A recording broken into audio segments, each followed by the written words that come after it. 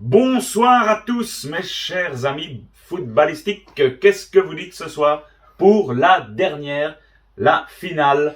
Nous avons vécu, mon cher ami, sûrement la plus grande finale de tous les temps. Incroyable, incroyable. C'est une Coupe du Monde incroyable. C'est une Coupe du Monde incroyable, une finale incroyable, on va de surprise en surprise.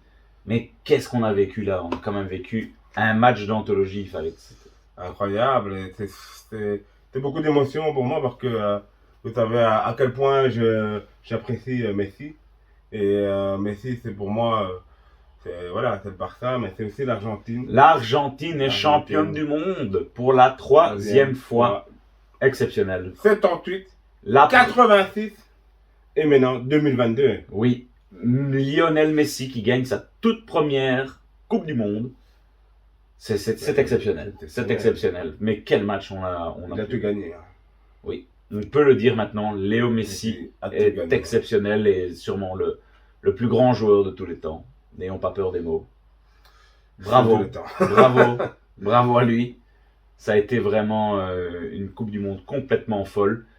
Et dans une finale, c'est digne d'un scénario de film, quoi. Incroyable. Il y a bientôt ma critique d'Avatar qui va arriver sur la chaîne, mais on se dit, mais on en est là. L'Argentine qui mène 2-0 et la France qui égalise, mais en deuxième partie de deuxième mi-temps, ils reviennent à 2-2. Puis on va aux prolongations, l'Argentine marque 3-2, la France 3-3, la dernière seconde, 3-3, et on va au péno dans une séance folle, mais c'est pas possible, c'est vraiment, c'est digne d'un film hollywoodien, franchement. C'est incroyable, et encore comme par hasard, la classe, le bon placement, l'intervention de Lionel Messi, pour le 3-2. Oui. C'est incroyable. Et en face, quand même, ce joueur, qu'on aime ou qu'on n'aime pas, qui sort une masterclass aujourd'hui devant le monde entier, Kylian Mbappé, qui met un triplé en finale. Voilà, 2 pénaltys et un but magnifique. Mais quel but, franchement, sur un 1-2, terriblement bien joué. Magnifique. Bravo Mbappé. Voilà, ça reste un joueur exceptionnel. Il est jeune, il a tout l'avenir devant lui et ça restera un des joueurs, je pense, qui marquera l'histoire du football. Il l'a déjà marqué au niveau de l'équipe de France, mais voilà, il est qu'au début de sa carrière, Kylian Mbappé. Mais quel niveau déjà? Franchement. Il côtoie les plus grands joueurs du monde. C'est fou. Franchement. Voilà, mais une équipe de France qui a eu du mal, franchement, en première mi-temps, qui a été vraiment submergée, en tout cas, par cette équipe d'Argentine. Bravo, c'est clair, parce que pour moi, pour cette première mi-temps, on a vu que l'Argentine. Que l'Argentine. Je pense que une des premières. Pas oublier que la France est tellement mal qu'ils sortent Dembélé à la 40e minute de jeu. Oui. On sent qu'ils sont mal, ils cherchent des solutions. Ils font rentrer Giroud, qu'on n'a pas beaucoup vu, malheureusement. C'est Kolo Muani, je pense, qui est monté à la place de Dembélé. Ah ben autant pour moi. Kolo Muani qui est monté à la place de Dembélé. Autant pour moi. Giroud aussi qui est vite sorti parce que c'était compliqué en tout cas dans ce match. Kolo Muani et Thuram qui sont assez vite montés en tout cas dans ce match. Et, non, des changements. Didier Deschamps qui a fait des changements incroyables quand même. Kolo Muani qui a été percutant, qui a été déroutant. Très bon match de Kolo Muani et qui peut, dans les tout derniers instants de la prolongation, mettre le but du chaos. Et on a un arrêt de Martinez qu'on a déjà vanté depuis les 8e de finale. Incroyable. C'était vraiment chaud. Très, très, très chaud. Franchement. Pour en revenir, à la première mi-temps, une équipe de France vraiment perturbé par ce milieu de terrain argentin et un Antoine Griezmann qu'on n'a pas reconnu aujourd'hui. Antoine Griezmann qui a été mis beaucoup en difficulté et qui n'a pas été pertinent. Ça a vraiment été grosse surprise parce que c'était, je pense pour moi, franchement, un des meilleurs bleus depuis le début de cette Coupe du Monde. Et aujourd'hui, ça a été compliqué pour Antoine. Offensivement, défensivement. Ouais. En tant que meneur, compliqué. Oui. Vraiment compliqué. Il n'a pas toujours joué à son poste. Franchement, Non. très bon Griezmann en tout cas. Oui, non, franchement, il fera partie vraiment des tops de toute façon de cette Coupe du Monde côté français. Avec de très très belles performances en tout cas. Malheureusement, voilà, ça c'est un petit peu, ça a été compliqué en tout cas pour cette finale et voilà. Mais des changements en tout cas de Didier Deschamps qui ont été impactants, percutants et décisifs. Et décisifs, franchement, incroyable, franchement. Incroyable. Et pour revenir, cette équipe d'Argentine qui a joué pour son peuple, qui a joué pour son Dieu, Oui, qui a joué pour Messi, qui s'est battu jusqu'au bout de leur peine et finalement remporté cette séance de pénalty qui devait arriver finalement hein, à Tout cette à fait. finale. C'est incroyable, Adrien. tout à fait.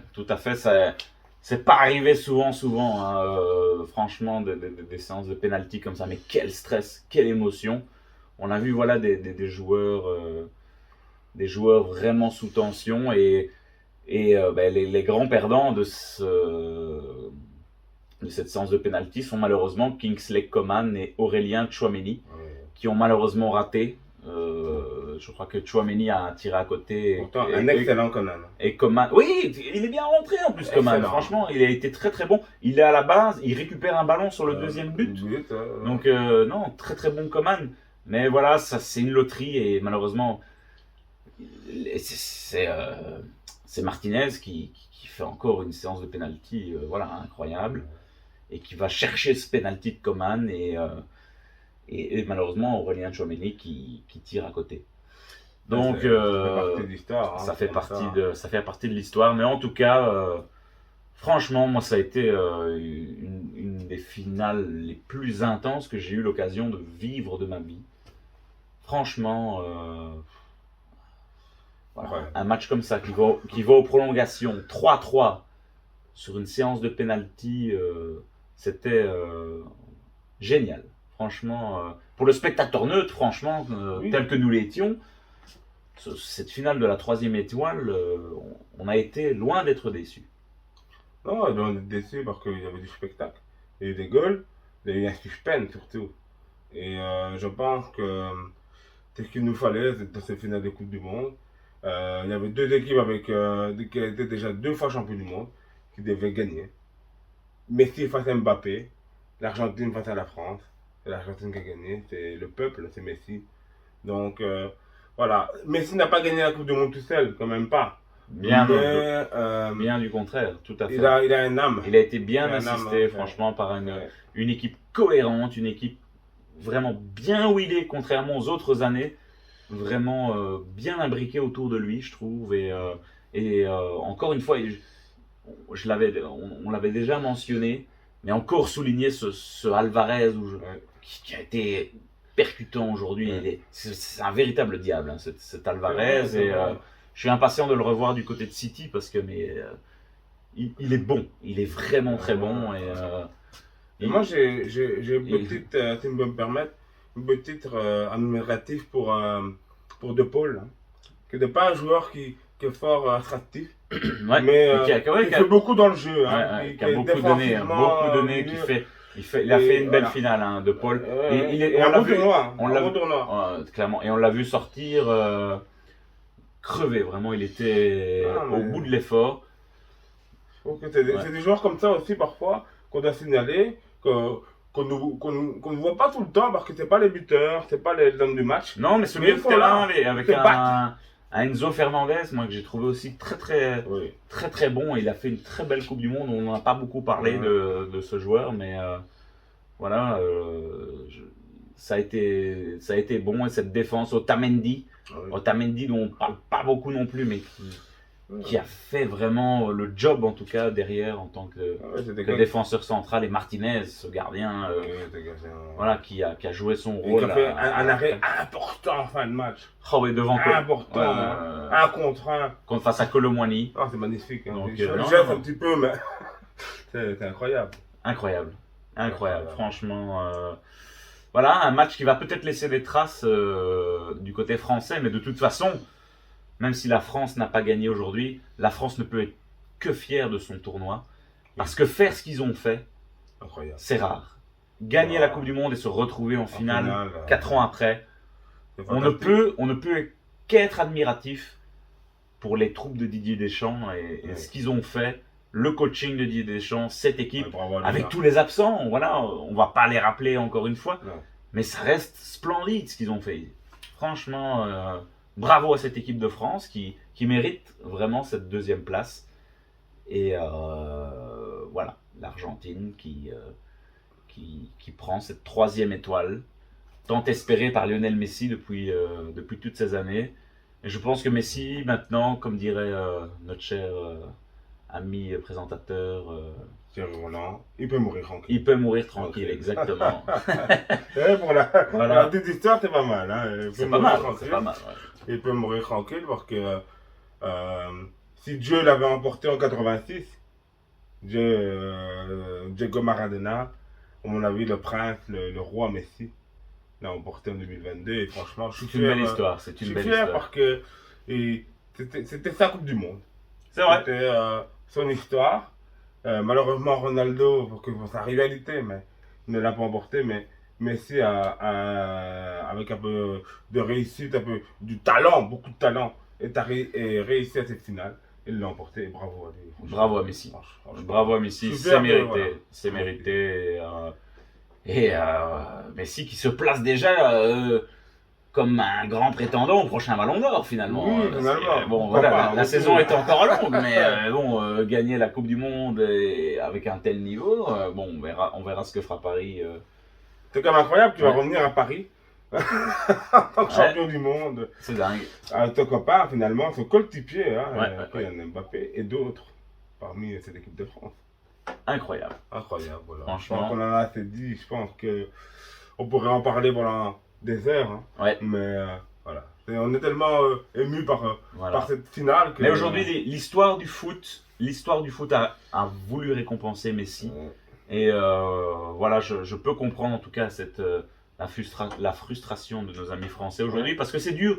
Franchement, quand c'était 2-0, je pense que beaucoup de gens, c'est terminé. Bah oui, c'est terminé. Comme à 2-0. En demi-finale, ils l'ont fait. En finale, et franchement, voilà, respect à cette équipe de France qui a réussi à retourner le match. À battre jusqu'au bout, comme si c'était leur première finale. Avec un Kylian Mbappé, voilà, qui fait sa finale, hein, franchement. Et non, on a vécu quelque chose d'historique aujourd'hui. Ah, c'est incroyable. Donc voilà, je pense qu'on a dit plein de choses, on a dit beaucoup de choses. Après, ensuite, l'avenir de Messi en équipe nationale, à mon avis. C'était sûrement son dernier match, hein, je pense, malgré tout, au niveau de la Coupe du Monde. Hein, dans 4 ans, il aura 39 ans, donc bon, ça risque d'être compliqué, mais on ne sait jamais avec Léo Messi, il est tellement fort. Voilà, peut-être qu'il viendra défendre son titre, mais faut peut-être pas rêver. Je pense qu'il arrive voilà, au bout d'un cycle en tout cas, mais bravo à cette équipe d'Argentine. Et ainsi se clôture cette Coupe du Monde au Qatar 2022. Rempli d'émotions, on a eu des surprises dans tous les sens, avec des découvertes de plein d'équipes. Voilà, on en reparlera peut-être un peu plus tard, hein, de débriefer ça et peut-être donner nos coups de cœur de la Coupe du Monde. Ça pourrait être aussi sympa dans une vidéo un peu plus chill quand on aura un petit peu digéré toute cette Coupe du Monde. Oui. Et on reparlera bien sûr des Diables Rouges, hein, c'est un petit pincement au cœur malgré tout. Hein. On aurait bien aimé aussi vibrer avec cette équipe, mais quand on voit que deux membres de leur poule étaient en demi-finale finalement. En petite finale, en demi-finale, pardon. Dans le dernier carré en tout cas. Oui. Donc je voulais quand même vous dire, monsieur Deplasia, de vos premières vidéos de cette Coupe du Monde, j'ai eu beaucoup de plaisir à venir participer dans votre vidéo. On a pris du plaisir, on a regardé des matchs ensemble, on a re-regardé des matchs ensemble. Et je voulais vous offrir un petit cadeau. Ouh là là là là. D'ailleurs, voilà. Excusez-moi, c'est le direct. Voilà, une petite bouteille de vin rouge. Le vin rouge argentin. Le vin rouge argentin, bien sûr. Voilà. Ah ben, magnifique, le merci vin rouge beaucoup. le diable rouge. Un petit jeu de mots. Mais voilà, je voulais vous remercier quand même de m'avoir permis de m'exprimer devant de nombreuses personnes dans les Mais merci beaucoup, franchement, c'est un véritable voilà. plaisir. Terminer cette finale qui est terminée en beauté.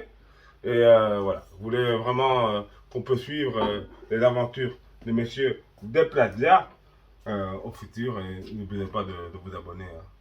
Merci en tout cas. Merci en tout cas, je suis un peu ému en tout cas de ce dernier débrief de la Coupe du Monde. Et à mon tour, je voudrais vraiment te remercier en tout cas pour de m'avoir aidé en tout cas dans toute cette Coupe du Monde. On aura partagé énormément de matchs ensemble, tous les matchs des Diables Rouges. Ouais, on aura vécu voilà, pas mal le 8e de finale, le quart, le demi, la petite finale et la finale. On aura vécu, ouais, on a vécu presque l'intégralité de toutes ces derniers matchs ensemble. Et merci à toi de m'avoir aidé à débriefer, ça a été un véritable plaisir de pouvoir débriefer tout ça. J'en profite aussi pour remercier tous ces gens derrière la caméra qui ont été là pendant cette Coupe du Monde, qui m'auront aidé, conseillé avec Farid à faire ces débriefs. Derrière, hein. Mon monteur qui a été exceptionnel, qui m'aide tous les jours à faire en sorte que ces vidéos puissent sortir. Et tous ceux-là qui sont venus en remplacement aussi. Il fait un gros travail et tous les copains qui sont venus aussi aider à filmer. Ouais. Franchement, merci à vous tous. C'est une belle aventure finalement qu'on a décidé. Qui fait que commencer. Hein. Qui fait que commencer, qu'on a décidé de lancer pour cette Coupe du Monde 2022. Mais il y a encore beaucoup de choses. On parlera encore beaucoup de foot sur cette chaîne. Ça, c'est une certitude.